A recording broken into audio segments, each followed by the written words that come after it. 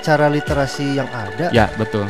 penemu atau pembuat angklung pertama kali itu belum ada. Belum ada. Wah, ternyata ini ya pelakunya ya. Ya, bikin saya angklung. dan teman ada seorang berdua namanya Arom ya, Hari Arom. Kita berdua. Nah, gitu Kang. Tapi sampai sekarang tidak ditemukan peradabannya seperti apa, literasinya hilang begitu saja. Iya. Nah, tidak menutup kemungkinan angklung juga segimanapun besarnya bisa hilang. Bisa kalau nggak dijaga.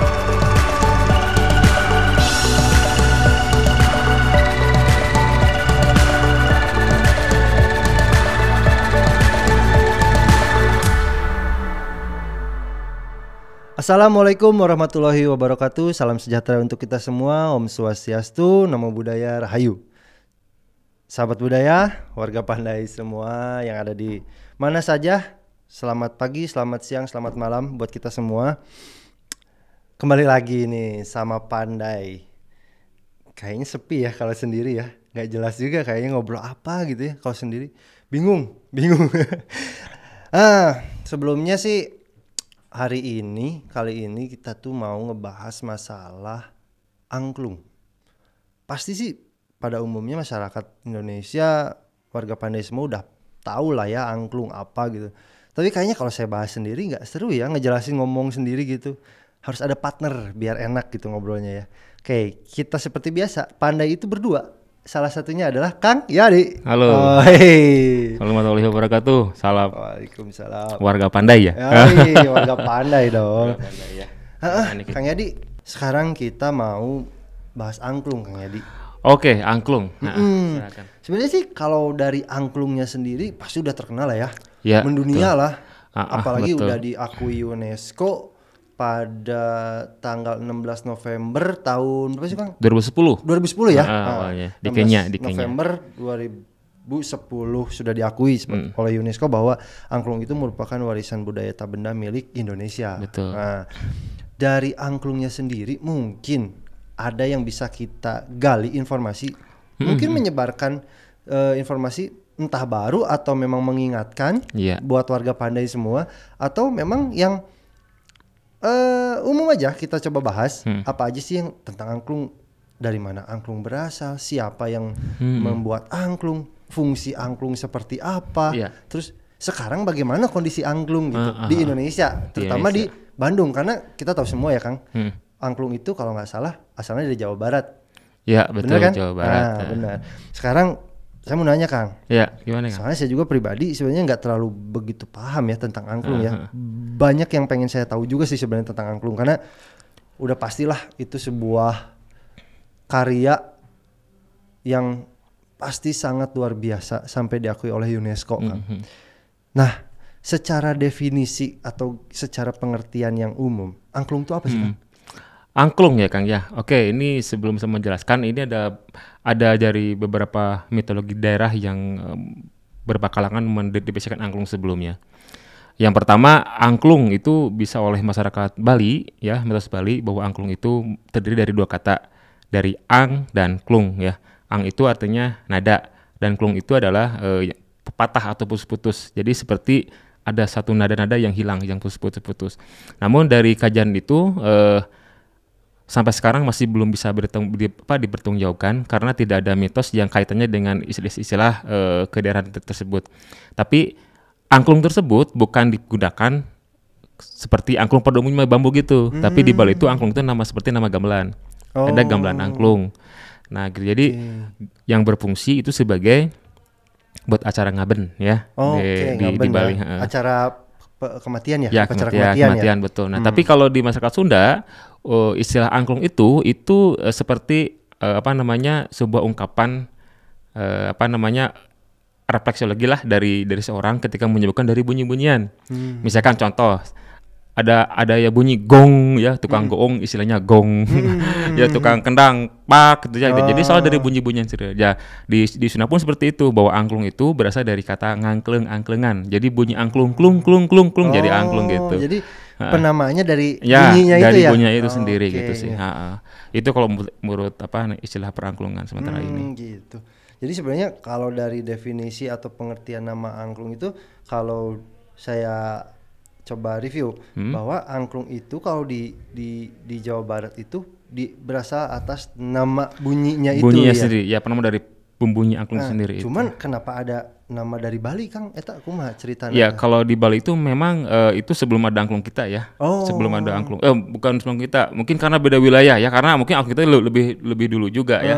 Karena menurut para ahli, pada peneliti itu bahwa istilah angklung itu memang itu digunakan orang nama gamelan di Bali. Ada namanya gamelan angklung. Oh, jadi mungkin karena kultur atau budaya yang berbeda sebenarnya ya. Cuman ada nama yang mirip. Tapi sebetulnya nama angklung itu sendiri di kita di budaya Sunda mungkin itu sudah lama banget ya. Sudah lama. Tapi ya setiap wilayah mungkin punya penama masing-masing. Punya definisi masing-masing ya. Masing-masing ya. Contoh hal mungkin penamaan yang kayak karinding ya. Ya, karinding juga kan musik itu bambu. banyak. Itu kan wah di seluruh dunia ternyata ada juga di Vietnam juga ada namanya dari tembaga sama kayak karinding gitu. Iya, tapi kan namanya macam-macam ya, padahal bentuknya hampir mirip. Iya, betul. Bahkan mungkin ada yang beda ya, ada yang besi, ada yang tembaga, ada yang kalau kita kan dari bambu ya. Betul. Jadi penamaan alat musik itu sendiri tergantung setiap daerahnya masing-masing berarti ya. Untuk kali ini yang kita di Jawa Barat, angklung itu alat musik bambu yang suaranya terputus-putus dan diberi nama angklung atas dasar bunyinya. Yang ngurulung ya. Ngurulung dari kata angkleng-angklengan kan gitu. Oke, Kang. Kalau asal usul perkembangan si angklung ini sendiri, Kang, di Jawa Barat ya, kita di Jawa Barat, perkembangan atau asal usul si kesenian atau alat musik angklung itu dari mana sih, Kang? Wah, kalau berbicara asal usul kita itu berbicara sejarah ya. Betul, mungkin pembahasannya bisa lama.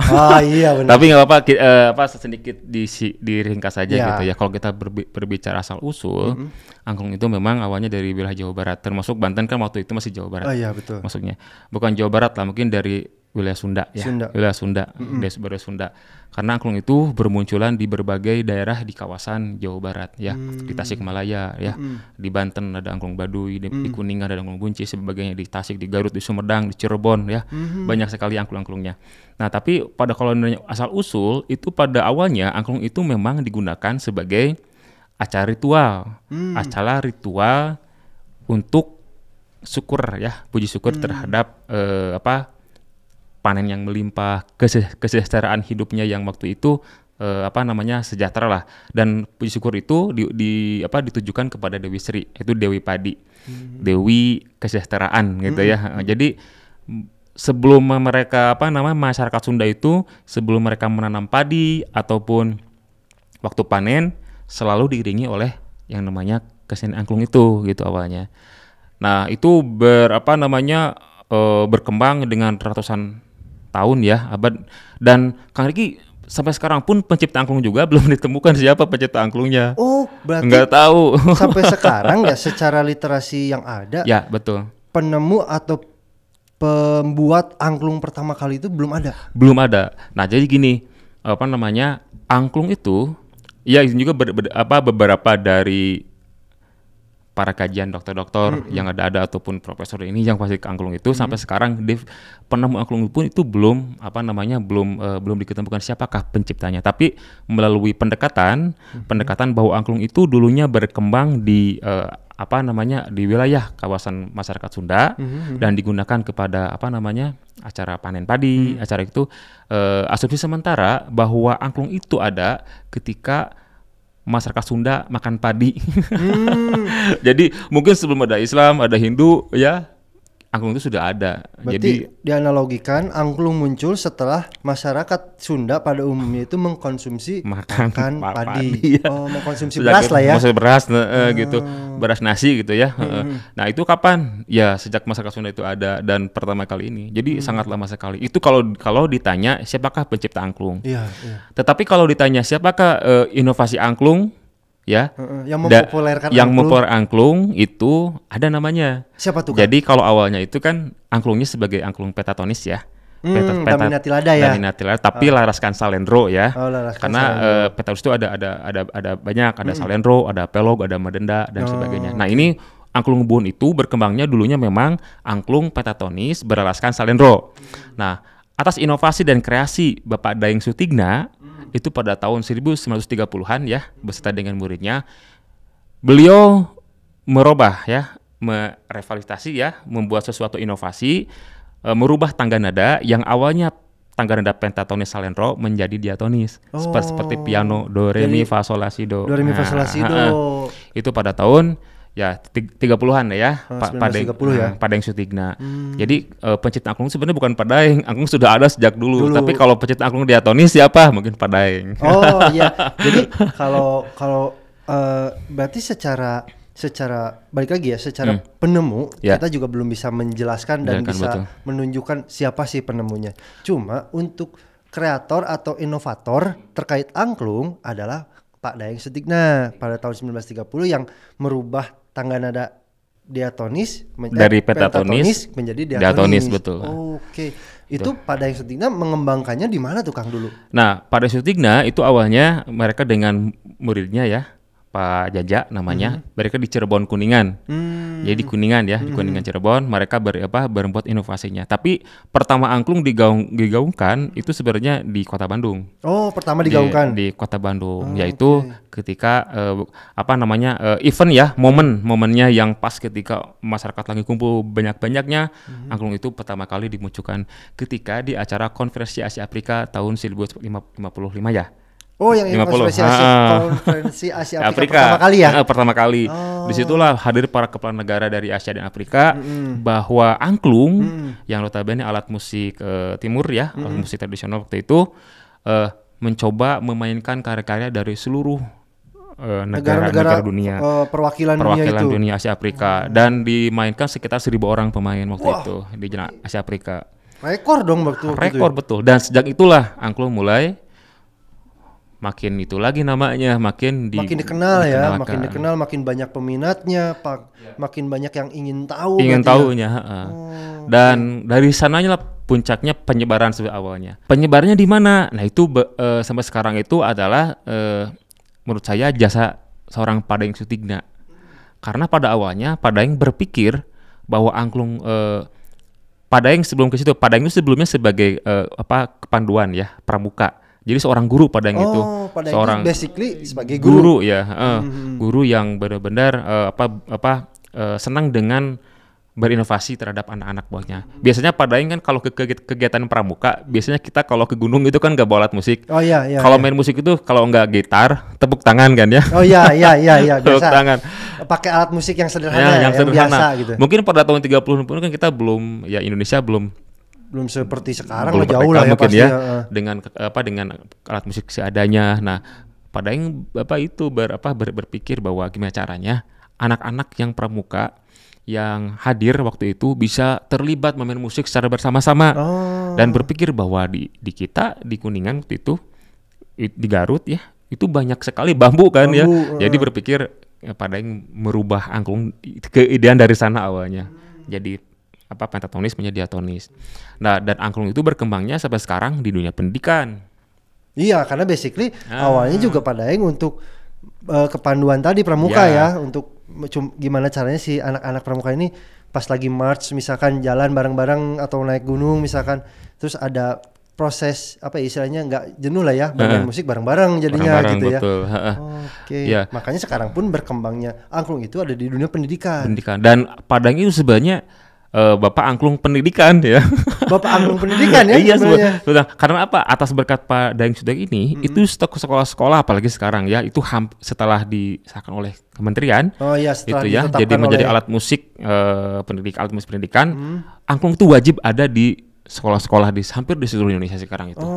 Maka dari itu banyak bantuan-bantuan dari pemerintah pusat yang memberikan alat musik, bantu ke sekolah.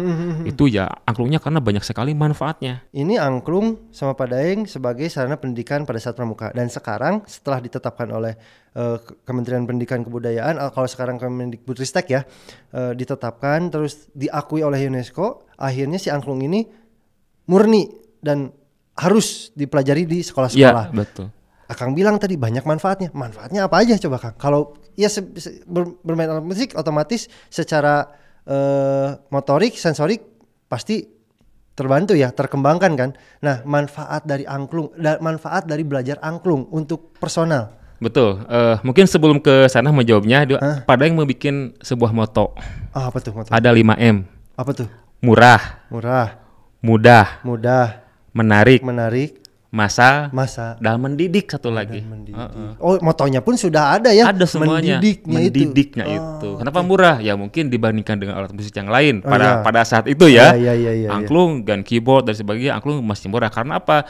Indonesia itu kan bahan bakunya negara Indonesia itu negara terbesar kedua sedunia penghasil spesies bambu terbanyak setelah Brazil.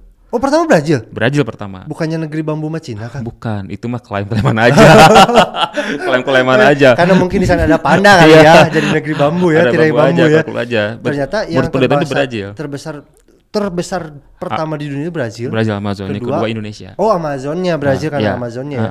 Karena tropis itu ya. Ditambah kita sekarang kedua. Oh, jadi murah lah ya si angklung karena kita penghasil bambu terbanyak lah, bambu. Bisa dibilang gitu. Ya, jadi kalau kita seniman atau para pengrajin mau berkreasi sedikit, itu kan bahannya banyak bisa dijual kan. Iya benar. Secara ekonomi bisa berkembang. Juga. Yang kedua, mudah sekali Kang. Mudahnya apa tuh? Bayi aja, ketika disuruh megang, dibunyikan langsung bunyi angklung. Oh iya, maksudnya kan? Mudah dalam menggunakannya ya. Yang nggak punya basic secara jiwa seni pun asal menggoyangkan pasti bunyi. Jadi mudah. Iya betul. Tinggal tergantung pelatihnya aja. Oh iya benar. Gimana instruksinya seperti apa, tinggal bunyi kan. Kalau misalkan main gitar itu harus ada dulu tangkap ini dulu, ada sistemnya dulu. Main piano chord seperti apa dulu, main drum tekniknya dulu. Kalau angklung tinggal megang, bunyikan langsung bunyi anglungnya kan. Megang, goyangin, bunyi pasti. Sip. Itu. Berarti mudahnya di situ. Lalu menarik Kang. Menarik. Nah, ini menariknya ini kan dari bambu ya. Orang mikirnya kuno angklung mah ngapa-ngapain sih main angklung gitu ya. Anak sekarang gitu nggak tahu. Tapi setelah kita mempelajari main angklung bisa memainkan karya Adele, memainkan karya The Beatles dan sebagainya. Anak-anak ini ya menarik buat anak-anak itu merasa, seru juga ternyata gitu ya. Karena menurut pengalaman saya sudah melatih mungkin hampir 20 tahun saya di masyarakat, ganti komunitas, mungkin sudah ratusan tahun tim juga yang saya bina yang dilatih, rata-rata mereka para antusias. Jadi kalau misalkan di sekolah-sekolah ya, rata-rata itu siswa itu senangnya ke kesenian, ke musik atau ke olahraga ya. Dan salah satunya angklung ini paling banyak peminatnya juga. Karena menarik, kita bisa berkreasi lebih luas lagi dengan angklung ya, tidak hanya membawakan lagu-lagu yang tradisional saja, bisa tradisional, internasional bahkan gitu. Itulah berkatnya Padang Sutikna kan. Mereka membuat sebuah tangga nada yang bisa dimainkan oleh berbagai lagu yang ada. Itu menariknya sih menurut saya, unik gitu ya, dari bambu tapi bisa memainkan solo musik gitu ya. Nah, yang keempat itu massal. Ya, angklung itu suatu alat permain musik yang dimainkan bisa oleh sebanyak orang. Sebanyak apapun orang. Sebanyak orang bisa dimainkan angklung. Ya, terakhir rekor itu ya di Amerika ya. Di Amerika. Pernah itu kemarin Kang Daeng Ujo ya, anak Amerika sampai 10.000 orang. Di Amerika. Ya 10.000 orang.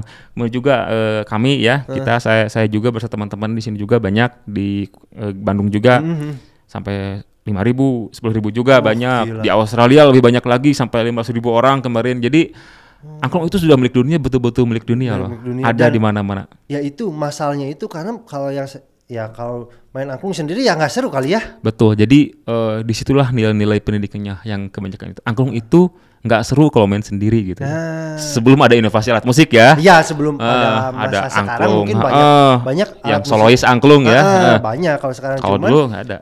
Pada masa dulu Padang Sutikna membuat moto masalahnya itu karena memainkan angklung banyak orang gitu. Banyak orang, betul. Jadi karena masalah itu karena angklung itu kenapa bisa dipakai di dalam pendidikan juga ya, karena kalau angklung dipakai di dunia pendidikan atau di sekolah-sekolah ya seperti itu semua pemainnya semuanya terlibat.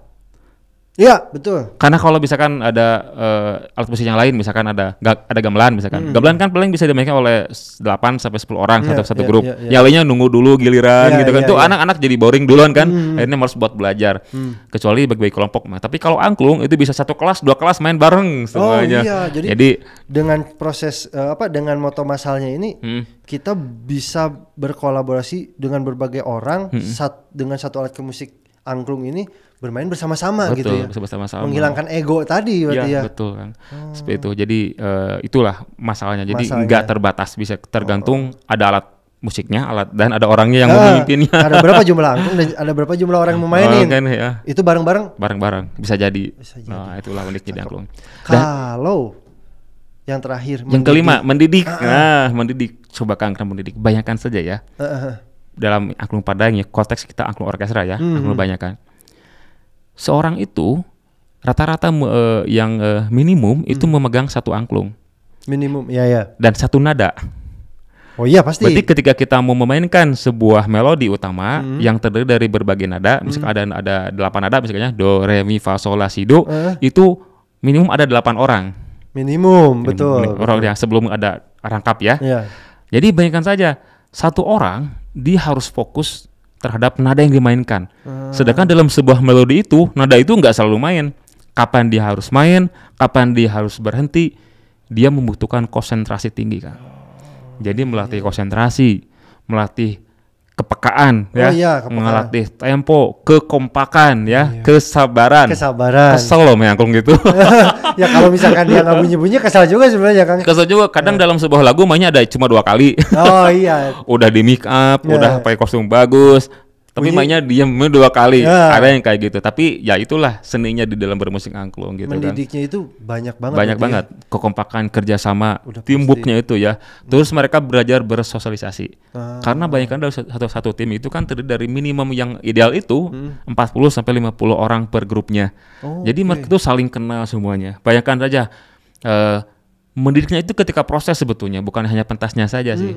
Jadi ketika proses bagaimana mereka, anak-anak ini, rata-rata angklung berkembang di pendidikan ya, karena anak-anak mereka sampai mengalahkan rasa lelahnya dia untuk mencapai lagu yang dilatihkan oleh seorang pelatihnya, duduk atau berdiri dengan fokus, mengatur waktu sampai berhari-hari untuk mencapai lagu yang ideal diinginkan seorang pelatihnya. Itu kan luar biasa buat si pendidikannya. Perjuangannya juga pasti berat. Pasti berat.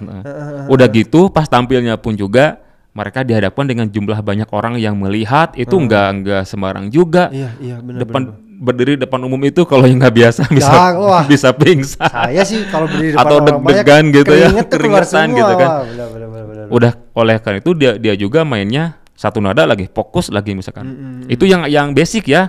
Kalau yang udah mahir itu seorang bisa memainkan 3 nada. Wah itu. Tapi ini bukan angklung solis ya, ini angklung massal, tapi dia bisa main 3 sampai 6 ada juga kayak gitu. Bagaimana dia fokusnya bermain, itulah banyak nilai edukasinya. Jadi mendidiknya itu benar-benar ya, karena banyak banget yang bisa dipelajari dan diajarkan ke anak-anak dari mulai kesabaran, kerjasama, terus konsentrasi. Wah, gitu. Itu sih dan gila. Paling penting mereka berani bertanggung jawab. Karena memutuskan buat kapan dia harus main, kapan harus tidak. Karena gini, angklung itu alat musik yang kolektif, yang tim grup ya. Terdiri dari 50 orang, Kang. Bayangkan saja, jika dalam sebuah festival terdiri dari satu grupnya 50 orang. 49 mainnya benar semua, satu orang salah saja, itu salah semua kan. Pasti nggak ganggu kan? Ganggu semua. Harusnya misalkan nada do yang bunyi, yang re ikut bunyi kan gak enak ya? Enak juga gitu. Berarti dari 50 salah satu ya salah semua. Salah semua. Berarti tanggung jawab dilatih banget. Itulah manfaatnya belajar angklung gitu kan. Itu. Wow iya benar. Berarti wah luar biasa ya sebenarnya. Harusnya sih, ya bukan harusnya karena sudah juga sih angklung ada di dunia pendidikan yang bisa mendidik anak-anak, betul, dewasa, semua umur lah, semua itu bisa umur belajar ya. Angklung gitu ya Kang. Oke Kang, saya juga pernah baca-baca sih, bahkan waktu itu saya pernah ikut kegiatan di BPNB ini ke satu daerah, ada angklung buhun. Tapi ada juga saya pernah dengar nama angklung modern Kang. Berarti otomatis ada 2 nih. Ada 2 angklung, ada angklung buhun, ada angklung modern. Mungkin kalau angklung buhun itu klasifikasinya mungkin karena dia zaman dulu atau seperti apa sih Kang?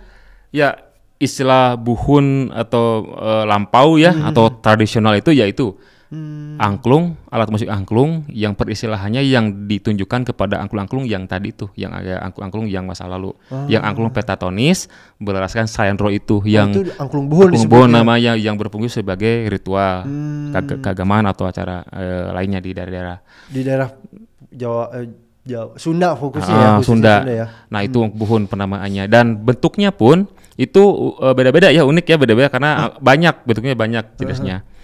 Angklung buhun itu bentuknya 2 tabung ya, tapi ada topinya ya, ada semacam apa jeraminya, kadang ada hiasannya itu didekorasi lah si angklungnya, tidak seperti angklung pada yang sekarang ini gitu ya. Dan besar-besar waktu itu juga si angklungnya. Jadi seorang maganya satu angklung. Ya benar-benar. Kalau nggak salah di tayangan Warisan Indonesia yang episode Kampung Naga tuh Neglasari. Nah itu angklung buhun. Ada penampilan angklung buhun dan itu ada yang tingginya sampai 2 meter gitu, 1,5 meter kalau nggak salah tuh saya.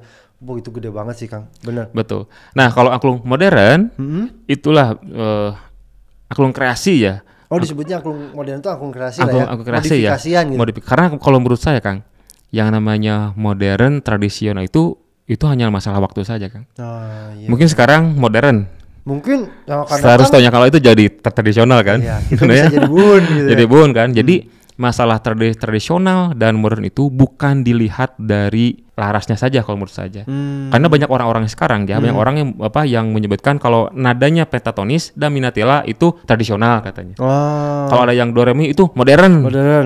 Padahal itu dua-duanya juga sama. Itu bisa dibilang tradisional, bisa juga bilang modern. Jadi kalau tradisional dan modern itu hanya masalah kurun waktu saja. Bayangkan seperti ini Kang. Nah, ada di dalam budaya Sunda itu ada dibilang di gamelan ya, kita belum bisa gamelan dulu ya. Itu sekitar tahun 60-an ya, 60-an itu ada namanya pakokoko suara. Waktu zaman dulu ya, dengan menggunakan gamelan Pelog Sayandro ya, dengan Pelog Sayandro, beliau membuat sebuah komposisi baru dengan namanya dengan membuka sebuah garapan-garapan baru di gamelan Pelog Sayandro ya, pakokoko suara. Nah, waktu saat itu gamelan modern disebutnya. Itu pada tahun berapa? Pada tahun 60-an ya. Itu disebut modern waktu itu. Tapi ketika ke sini disebutkan gamelan tradisional kan, karena kesenian tradisional, karena banyak melihatnya itu dari larasnya saja atau tanggalan nadanya saja. Tapi angklung Padaeng itu pada udah lebih lama lagi, tahun 30. Tapi larasnya diatonis. Sampai sekarang disebut modern. Kenapa disebut modern terus? Karena udah lama kan itu sekarang bisa jadi tradisional kalau menurut saya. Jadi modern itu atau tradisional itu hanya masalah waktu saja, dan bisa dikatakan sebuah modernisasi itu bisa dilihat dari sebuah inovasi musik itu sendiri. Kalau sekarang ada sesuatu yang baru nih di bidang angklung misalkan. Sekarang ada trennya nih, ada teman saya ya, Mansur Angklung dengan DJ misalkan. Itu sesuatu yang modern karena mereka berinovasi di zaman sekarang gitu. Tapi buat nanti itu belum tentu. Jadi kalau saya melihat modern tradisional itu tidak dilihat dari tangga nadanya. Kalau dilihat dari tangga nadanya atau larasnya, bukan tradisional modern, tapi itu budaya barat, budaya timur. Itu saja kalau menurut saya. Itu musik barat, musik timur gitu ya. Emang dari diatonis itu emang pengaruh dari barat. Sejak kapan? Udah lama banget. Bagaimana dengan kesenian yang ada di NTT ya? Itu semuanya diatonis. Tapi buat warga NTT itu kesenian tradisional bagi mereka. Tapi diatonis bukan pentatonis kan? Itu harus dipahami juga sih beberapa peristilahan itu. Kadang ini mah modern kan ya? Keren gitu. Jadi sebenarnya tidak terpatok akan ada sebuah tidak terpatok pada sebuah kata modern atau buhun. Sebenarnya semuanya juga sama. Mungkin hanya tinggal perihal waktu pada saat itu berkembang ya. Contoh yang sekarang kan kayak yang disebut angklung modern itu yang inovasi kayak angklung toel, angklung ujo, angklung apa lagi tuh? Padaeng masuk juga sebenarnya kan, karena dengan adanya inovasinya. Dan ada yang saya rada penasaran itu angklung robot, Kang. Ada kata-kata yang disebut angklung robot. Itu apa sih? Gini ya. Oke, jadi pertama dari Padaeng syuting dulu ya. Ingat ini angklung inovasi ya. Angklung inovasi karena udah berubah nada ya. Diatonis ya. Nah, Padaeng itu mempunyai beberapa murid, Kang. Di antara itu ada Pak Hadiman, Pak Agam Ngadimin, ya Pak Hidayat, ada Pak Ujo salah satunya yang terkenal. Jadi yang terkenal sekarang. Jadi muridnya banyak sebetulnya, dan hanya Pak Ujo lah. Pak Ujo bergerak di bidang pariwisata budaya inovasi dan sekarang tepatnya di Jalan Padasuka ya, ada Saung Angklung Ujo ya di Bandung. Nah, Pak Ujo pun membuat inovasi juga. Pak Ujo itu menciptakan lagi bukan menciptakan tuh ya, menginovasi lagi angklung pentatonis lagi, Kang. Kan kan awalnya Dia pentatonis. awalnya pentatonis salendro. Iya, salendro. Salendro ya. Kemudian Pak Daeng membuat diatonis. Diatonis. Pak Ujo membuat lagi angklung pentatonis, tapi bukan salendro, tapi madenda dan pelog. Oh. Ada lagi tengah baru lagi di Sunda itu ada bernada pelog. Daminatila beda lagi ya nadanya. Itu Pak Ujo bikin itu. Okay. Dan angklungnya pun dirubah, ada yang 2 tabung, ada yang 3 tabung juga. Tapi larasnya pelog dan madenda. Tapi kesinian ya Pak Ujo mempunyai anak-anaknya juga ya, ada Pasam, Kang Opi, Kang Yayan, Kang Daeng ya, Kang Muti dan sebagainya. Mereka sambil berkembangan malah angklung Pak Daeng lagi yang digarapkan diatonisnya lagi itu. Dikembangin lagi yang diatonisnya. Tapi di Pak Ujo juga dia membuat sesuatu inovasi lagi, Kang. Dia mengikuti satu teknik dari Kokodali ya, dari barat, membuat angklung hand sign. Jadi permainan angklung dengan kode-kode tangan ya. Do ya, do, re, mi gitu kan. Nah itu, jadi angklung hanya melihat seorang instruktur di depan orang dan pemain hanya mengikuti pola tangan saja. Itu Ujo ya yang mengawal itu. Tapi untuk teknik sendiri itu sebenarnya sudah ada dari zaman dulu, dari barat. Pengembangannya sekarang pengembangan gitu, pakai hand sign untuk angklung. Itu dari Pak Daeng membuat angklung diatonis ya. Kemudian Pak Ujo juga membuat angklung pentatonis baru. Kemudian anak-anaknya membuat lagi, Kang. Ada Kang Yayan ya, Kang Yayan juga dia membuat menginovasi angklung toel. Itu Kang Yayan Ujo ya itu buat. Dan ada lagi Kang Daeng lagi anaknya juga membuat angklung gantung. Jadi yang digantung ya. Angklung digantung pakai standar gitu ya, dimainkan oleh ensemble yang makin kecil ya, 10-20 orang bisa. Dan tadi kenapa angklung bot? Nah, itu angklung bot itu suatu juga kreasi dari seorang dokter dari ITB ya. Beliau Pak Dr. Eko ya. Eko Mursito ya, beliau juga teman saya juga ya. Membuatlah. Awalnya ikut lomba anaknya sebetulnya. Ada lomba bikin robot gitu. Jadi keidean jadi angklung gitu. Tapi sebuah perangkat yang seperti aplikasi gitu ya, yang di setting dalam sebuah komputerisasi, dimasukkan notasinya lewat komputer, diplaykan dan ada terkoneksi dengan angklung bergerak sendiri seperti itu sih. Tapi itu masih kalau membuat sebuah musik gitu ya, masih banyak sebetulnya yang harus diinovasi. Dikembangkan lebih baik lagi ya. lah. Tapi itu suatu terobosan buat saya dan itu bagus juga. Itu sih, Kang. Dan sekarang banyak juga angklung MIDI sebagainya. Angklung MIDI, Kang. Angklung yang udah dari itu suara yang bisa dari di komputer. Nah, itu yang bikinnya saya, Kang. Wah, ternyata ini ya pelakunya ya bikin. Saya dan teman ada seorang berdua namanya Arom ya, Hari Arom. Kita berdua gitu, Kang. Berinovasi jadi angklung tanpa fisik tapi kita bisa mendengarkan suaranya. Gitu. Ya kan kalau misalkan sebuah inovasi itu wajar dilakukan, terutama kita sebagai generasi sekarang gitu ya, untuk mengenalkan kan bisa dengan cara apapun ya. Betul. Dengan salah satunya dengan inovasi. Ya gimana pun caranya kita harus tetap, karena kita sudah diamanatkan untuk istilahnya diakui si angklung ini sebagai warisan dunia milik Indonesia ya. Nah, kita juga bertanggung jawab untuk melestarikannya, Kang. Bener. Salah satunya ya dengan inovasi itu. Betul. Tapi tidak melestarikan. Menurut saya istilah yang tepat tuh mengembangkan sih sebetulnya. Ya, karena dalam teori perkembangan itu ada 2 hal. Yang pertama itu ada yang namanya pelestarian di dalamnya. Iya, betul. Pelestarian itu adalah suatu kesenian yang sudah ada itu terus dilestarikan, terus dipelihara, dijaga terus.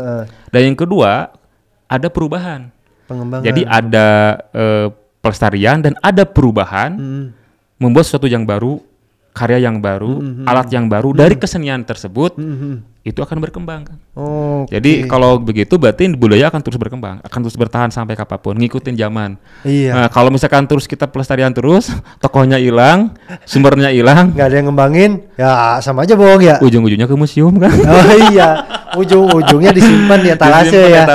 Sayang banget. Ya berarti benar, dari sebuah proses pelestarian itu ada proses pengembangan di dalamnya yang berjalan beriringan lah ya. Jadi untuk kita bisa menjaga kebudayaan atau dalam konteks sekarang ini angklung, ya tetap kita harus ada anak-anak muda, anak-anak kreatif yang mau belajar dan mengembangkan musik angklung ini dalam bentuk apapun. Betul. Iya, Kang. Sekarang kan kalau sudah jelas lah ya, angklung ini dari awal sampai sekarang itu tetap alhamdulillah bisa bertahan. Kalau saya yakin sih tidak menutup kemungkinan bertahannya kesenian dan alat musik angklung ini pasti ada komunitas di belakangnya, Kang. Nah, biar warga Pandai tahu juga, maksudnya untuk diinformasikan ke warga Pandai juga bahwa dengan bertahnya angklung ini ada komunitas yang menjaganya. Kira-kira ada berapa banyak sih komunitas yang ada di Bandung deh? Skup kecil dulu Bandung dulu. Kalau dunia pasti udah banyak banget ya. Tapi skup yang terkecil aja kota Bandung gitu. Itu ada berapa jumlah komunitas yang bergerak di bidang angklung tuh, Kang? Kalau di Bandung aja udah banyak banget, Kang. Oh, di Bandung aja udah banyak banget ya? Banyak banget. Jadi gini, kita bisa diukur dalam kegiatan aja ya, dari event ya. Dari komunitas yang banyak itu otomatis bakal banyak muncul event-event yang terselenggara ya terkait angklung. Event-event yang sudah menjadi agenda tahunan. Oke. Sebelum ke situ saya bahas dulu tadi komunitas yang pertama, komunitas. Jadi biar tahu juga komunitas pertama di dunia. Komunitas angklung pertama di dunia yaitu namanya Tim Guryang, Kang. Tim Guryang. Guryang namanya. Guryang. Itu Guryang ya. Guryang ya. Dari itu mana tuh, Kang? Istilah bahasa Sunda ya. Itu dari SMA Negeri 1 Bandung. Oh, dan itu sesemansa dan itu langsung dilatih oleh Pak Deng Sutigna, inovasi angklungnya ya. Dan di antara murid-muridnya banyak, ada Pak Obi, itu salah satu maestro juga, sekarang udah almarhum ya. Pak Obi, ada Pak Edi yang sekarang masih ada, dan lain-lainnya masih banyak di situ. Nah, itu pertama grupnya. Kemudian berkembang lagi banyak ada KPA ITB namanya ya. KPA itu singkatan apa? Komunitas Pencinta Angklung. Ya. Angklung, komunitas paduan angklung ya. Komunitas paduan angklung ITB. Paduan angklung ITB juga. Ada Kabumi juga, Kang. Kabumi itu keluarga Bumi Siliwangi di IKIP Bandung, UPI Bandung ya. UPI. Itu udah lama usianya, Kang. Nah, sekarang kalau ITB itu paling lama ya. ITB itu kalau nggak salah ya, itu sekitar tahun 60-an kalau di ininya. Terus kemudian ada Kabumi tahun 75-an gitu kalau nggak salah ya. Maaf kalau saya salah ya, saya lupa lagi nih. Gak apa-apa, nanti biar warga Pandai juga bisa membenarkan di cari ya. Komen ya. Komen. Terus kemudian ada KPA 3 ya. KPA 3 apa tuh? Keluarga Paduan Angklung SMA Negeri 3 Bandung, Kang. Itu KPA 3 ya. KPA 3 Komunitas Paduan Angklung. Bukan. Keluarga Paduan Angklung SMA Negeri 3 Bandung. Itu sudah puluhan tahun sampai sekarang dan masih bertahan sampai sekarang eksis lagi. Dan masih banyak lagi, Kang. Ada nama juga yang baru-baru ya, ada Awi. Angklung Web di situ tuh di Bandung ya. Itu pemiliknya salah seorang juga tokoh juga angklung juga yang ada sekarang, Pak Budi Supardiman. Dia mengembangkan angklung dengan nuansa-nuansa teknologi ya, dengan berbagai inovasi cara memainkan maupun dari literasi angklungnya pun sangat banyak banget. Itu dari Awi. Kemudian ada juga Gentraseba. Jadi rata-rata tuh angklung berkembangnya di komunitas kan. Karena di setiap kampus ada angklung, jadilah jadi komunitas, jadi grup. Dan kalau kita mau melihat berapa banyak komunitasnya, itu bisa kita lihat dalam sebuah event. Biasanya ada satu event, ini event yang terbesar aja di Indonesia ya. Jadi di Indonesia itu ada 2 event yang besar di angklung, yang levelnya tingkat nasional, dan dua-duanya di Bandung diadakannya.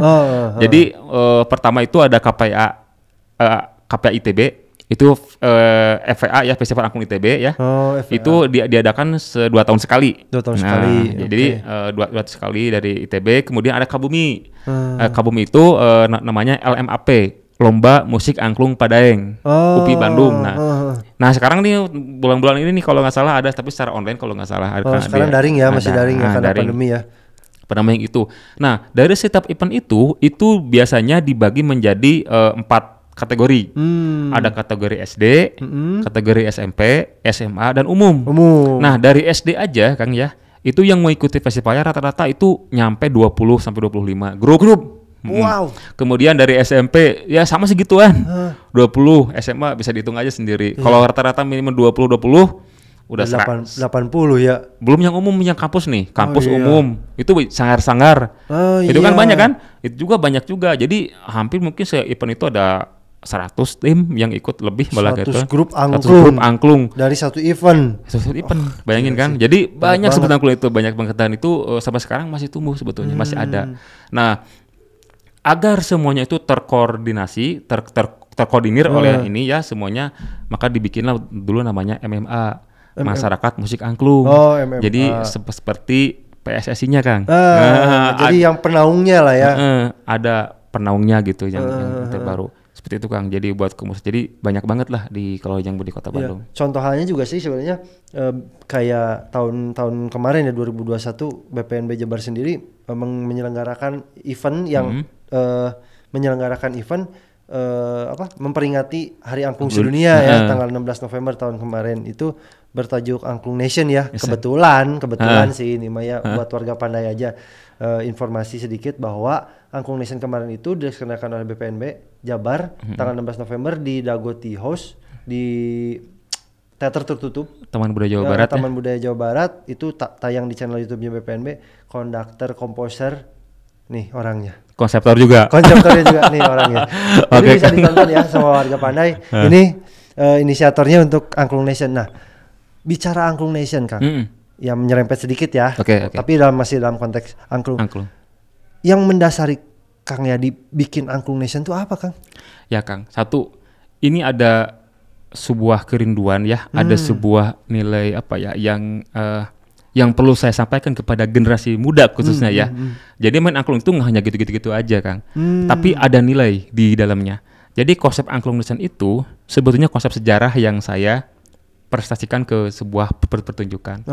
Jadi konsep Angklung Nation itu suatu angklung kebangsaan ya, angklung kepunyaan kita, kebanggaan bangsa Indonesia, bahwa ternyata banyak keragaman jenis angklung ya. Nah dari kemarin itu kita saya membuat 3 rutun waktu karena itu yang terjadi. Ada angklung angklung masa lalu ya, atau angklung buhun, angklung bihari hari ini. Bihari yang dulu ya. Bihari, jadi angklung bihari, angklung kamari, angklung kiwari. Jadi angklung yang lama banget buhun ya, angklung kamari itu angklung kemarin lah tapi nggak terlalu lama gitu ya, dan angklung kiwari yang sekarang itu. Makanya dari itu PR yang besar Kang. Kenapa PR? Jadi gini, dari hampir 90% komunitas angklung yang ada itu, mereka itu memainkan cover lagu Kang, lagu cover. Ingat ya Kang, angklung itu adalah alat musik. Yang produknya adalah musik, karya musik. Olahraga itu sport ya. Tujuannya apa? Prestasi. Juaranya produknya prestasi kan. Kalau musik produknya apa? Karya musik kan. Karya musik, betul. Nah, di angklung itu dari dulu rata-rata gitu ya, main angklung main kayak orang lain karena menangkapnya masyarakat hanya sebagian. Padahal pada yang Sutigna itu sudah mencontohkan di awal. Pada yang membuat lagu yang sudah ada itu dipindahkan ke angklung, itu namanya mengaransemen. Betul. Aransemen, bikin karya angklung. Oh bisa juga diangklungkan. Yang berikutnya pada yang pun membuat musik juga, ada namanya Mars Angklung. Itu komposisi Kang, itu karya baru itu dimainkan. Tapi dalam perkembangannya mungkin karena SDM juga atau mungkin karena kebutuhannya lain-lainnya, akhirnya justru inovasi produk angklung itu nggak tergarap, malah banyak memainkan lagu-lagu yang lain, lagu pop dimainkan di angklung, lagu-lagu keroncong dimainkan di angklung, lagu-lagu dangdut dimainkan di angklung. Jadi membawakan lagu yang sudah ada, hanya di aransemen ulang jadi angklung. Cover. Nah sedangkan Angklung Nation kemarin itu ada sebuah terobosan baru bagi saya, bahwa sudah saatnya kita para musisi angklung membuat karya lah untuk angklung gitu. Kenapa Kang? Di luar negeri itu kita mengkonversikan dengan alat musik piano ya contohnya. Piano itu awalnya mungkin dari zaman barok ya. Ketika zaman barok ada seorang komposer besar namanya Brahms dan Johann Sebastian Bach. Itu bikin karyanya itu dari piano. Dan alat musik piano, dan karya baru dia kan. Karya baru semua itu sampai ratusan ribuan karya. Masuk lagi berabad-abad, masuk lagi ke zaman klasik. Ada Mozart di situ. Dia bikin karya For Alice sampai sekarang abadi. Sampai sekarang dimainin tuh. Ya. Karena apa? Dia berpikir piano itu hanya sebuah alat musik dan musiknya bikin sendiri. Dia berkarya sendiri. Terus masuk lagi zaman romantik, ada Beethoven, ada Chopin. Kesininya bikin karya piano, karya dia sendiri. Sampai sekarang ada Yeruma, ada Yani bersama ada The Beatles, sampai pop sekarang lagunya beda-beda kan. Nah di angklung itu usianya yang sudah hampir sama dengan piano berabad-abad yang lalu. Tetapi nggak ada orang yang berinovasi. Maka dari itulah saya mungkin sebagai inisiator juga, sebagai provokator juga. Inisiator, provokator ya, dan konseptor juga, membuat sebuah komunitas angklung di bidang inovasi pembuatan karya musik, yaitu bikin Sora, Sound of Heritage Kang. Di situ Sora itu Sound of Heritage. Kenapa Sound of Heritage? Sound itu bunyi. heritage itu adalah warisan, Kang. Iya, Jadi saya mengangkat warisan yang ada di Indonesia itu membuat Karya karya-karya baru buat angklung. Itulah makanya kemarin itu konsep angklung itu kita perlihatkan ada angklungnya zaman buhun, angklung kreasi Padaeng, Iya. angklung digital dan kreasi baru kemarin, Kang. Iya, benar. Nah, benar. jika ingin tahu bisa dilihat di Bisa dicek di cek YouTube-nya BPNB BPNB, Jabar. ya, Kita waktu tanggal 16 live tuh pertunjukannya. Wah, itu top, Marco top banget. Banyak banget yang bikin kagetnya. Dan ternyata Kang, angklung bisa begitu. begitu dan tahun depan, Kang, tahun ini ya. Oh, tahun ini. Nah, ini kita bikin satu terobosan lagi, Kang. Nah, yang baru tahun lagi. ini tanggal 16 November juga udah pasti kita bakal ngadain acara Angklung Nation lagi ya, Ya, Kang. insya Allah ya. Insya Allah pasti. Mudah-mudahan ya. Insya Allah pasti karena ya secara pasti kita ini harus benar-benar berada di garis terdepan untuk menjaga angklung ini gitu. Betul, Kang. Secara BPNB di bawah Kemendikbudristek punya tugas kita ada di barisan terdepan untuk menjaga angklung. Betul. Makanya tahun ini kita harus ngadain lagi Angklung Nation untuk proses itu Ya, tanggal 16 mudah-mudahan November dan lancar. ini Kang Yadi punya PR gimana Siap, caranya insya bikin Allah. Angklung Nation tahun 2022 ya, Kang. Amin ya, mudah-mudahan ya. Gitu. Oke, Kang. Kita udah panjang banget nih ceritain masalah angklung dari mulai pertama sampai terakhir yang pertama munculnya angklung, populernya angklung sampai sekarang berkembangnya angklung. Tidak menutup kemungkinan kan ya, Kang, di saat sebuah kesenian atau alat musik populer, hits, rame gitu. Yang udah mendunia pun sekalipun bisa saja kan hilang. Betul. Ya kan, bisa saja ditinggalkan. Contoh hal yang bukan yang sama sih, cuma contoh hal di Kompleks Candi Batujaya. Di Kompleks Candi Batujaya itu ditemukan lebih tua dari Candi Borobudur. Betul. Nah, otomatis ada peradaban pada saat itu. Tapi sampai sekarang tidak ditemukan peradabannya seperti apa, literasinya seperti hilang begitu saja. Ya. Nah, tidak menutup kemungkinan angklung juga segimanapun besarnya bisa hilang. Bisa kalau nggak dijaga. Kalau nggak dijaga.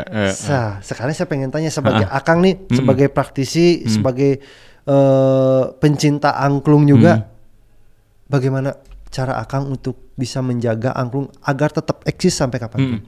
Ya, kalau menurut saya yang harus kita jaga semuanya adalah ekosistemnya, Kang. Ekosistemnya. Karena dengan ekosistem itu semuanya bisa hidup. Contoh, karena dalam ekosistem itu kan semua elemen bisa hidup ya. Pertama, mungkin dari para petani bambu dulu sendiri. Oke. Para petani bambu mulai ada semak-semakan penyuluhan atau apakah bagaimana cara menanam bambu ya, menanam bambu yang bagus, yang seperti apa. Seperti apa tingkat kekeringannya ketika mau ditebang, bahan seperti apa. Kemudian diberikan pelatihan kepada para pengrajin angklungnya. Terus diperbanyak karena banyak tokoh-tokoh angklung, banyak para pengrajin angklung sekarang itu sudah ada yang sudah wafat, Kang, sudah meninggal. Artinya kalau itu generasi itu kalau itu nggak diteruskan, itu juga bisa sedikit-sedikit bisa menghilangkan, mengikis maka dari itu mungkin diperlukan suatu aktivitas, suatu kegiatan nyata agar para pengrajin ini terus lestari di tiap daerah-daerahnya. Nah, selain itu juga kepada pelatih, Kang, kepada pelatih juga diperlukan suatu inovasi-inovasi dalam model pembelajaran atau teknik-teknik, metode-metodologi dalam melatih seperti apa, itu perlu juga suatu inovasi juga. Karena setiap waktu itu jenis anaknya akan selalu berkembang berbeda dengan sesuai zaman. Itu bagaimana kita harus mengikuti juga. Selain itu juga ya di pemerintah dunia pendidikan juga yang namanya kurikulum itu sangat penting karena angklung itu kebanyakan di sekolah artinya harus ada bahan ajar seperti apa. Ya mungkin kebetulan tahun 2018 itu saya menulis buku, Kang, buat bahan ajar guru-guru SD ya atau dasar untuk seluruh Indonesia oleh Kemendikbud juga ya sama. Itu bisa dijadikan sebuah acuan atau panduan awal ya sebetulnya. Rujukan lah ya. Rujukan. Selain itu juga aspek yang lain juga mungkin para peneliti, Kang. Itu penting juga karena harus balance semuanya. Ekosistem harus jalan semua, mulai dari pengrajin, pelatih ya, pebisnis juga, Kang. Iya. Karena kalau mereka bikin aja nggak ada yang ngejual juga, angklungnya nggak akan bisa hidup juga. Nggak eksis juga. Itu juga kemudian ya paling ini sponsor juga pihak swasta dengan CSR-nya, tolong dibantu ya aktivitas dengan sponsor kegiatan biar semuanya elemen ini hidup semua, Kang. Jadi saya yakin angklung ini akan terus hidup ya dan itu juga oleh para musisi juga, seniman juga harus terus berinovasi. Makanya ruang lingkup ekosistemnya ini kalau jalan semua, saya kira semuanya akan hidup. Dengan hidup. Kalau satu aja yang pincang itu pasti ada terkendat gitu misalkan. Misalkan yang sekarang yang jarang tuh bambunya udah jarang sekarang loh. Oke. Bambu yang dengan kualitas yang standar untuk membuat angklung ya. Coba kalau bambu-bambu biasa banyak kali ya Kang buat bahan bangunan atau yang lainnya. Tapi untuk bambu yang khusus untuk bahan angklung yang bagus itu udah mulai jarang ya. Betul. Tahu nggak Kang? Gini soalnya, kalau misalkan orang luar, anggap dari luar negeri, itu beli bambunya, beli angklungnya ke Indonesia loh. Wow. Ke Indonesia, di sana nggak ada, jarang pohon bambu kan? Iya. Nah, standarnya nggak dapat. Dan kebutuhannya itu banyak banget. Karena saya beberapa kali melatih di luar negeri gitu ya. Di Belanda, di mana, di Jepang gitu, itu di sekolah-sekolah ada angklung loh. Wow. Apalagi di Malaysia ya, Singapura itu udah banyak banget gitu. Tetangga kita itu. Dan sebetulnya ini sebuah, kalau berbicara kita ekonomi, bisnis ini sangat menjanjikan sekali. Peluang bisnis yang bagus sebenarnya. Karena apa? Bahan baku juga di kita kan negara terbesar kedua lah, spesies bambu. Masalahnya ini diperlukan para periset. Bagaimana untuk menciptakan bahan baku buat angklung yang bagus seperti apakah? Nah itu peluang-peluang sebetulnya buat para penggaji ya.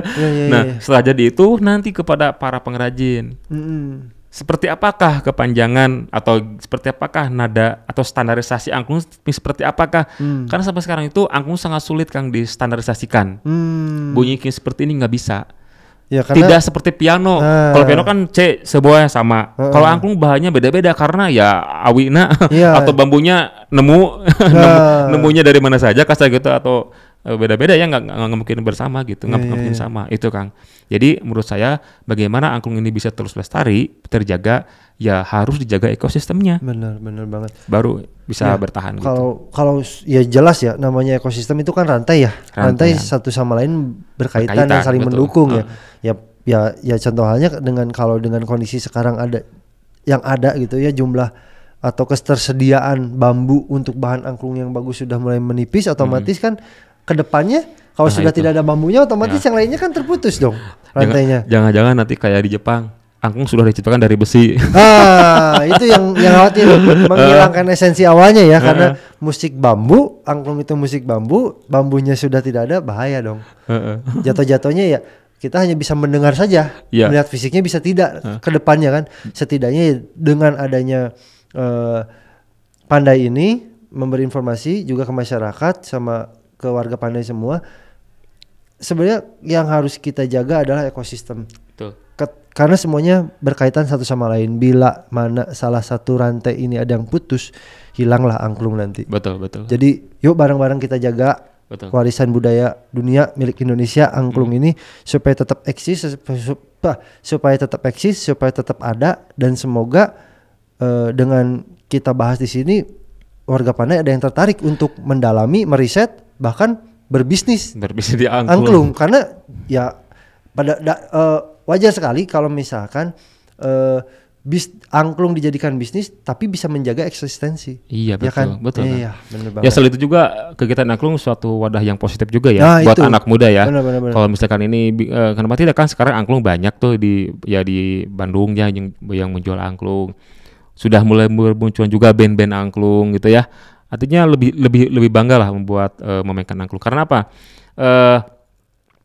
Salah satu yang membuat saya bangga khususnya dulu pernah ya ketika bermain ke luar negeri kemana-mana gitu, atau ya di dalam negeri juga gitu ya, itu ketika kita memainkan kesenian sendiri, kesenian kita sendiri ya, salah satunya ada angklung ya, ada gamelan dan sebagainya, itu membuat kita bangga jika kita bermain di luar negeri.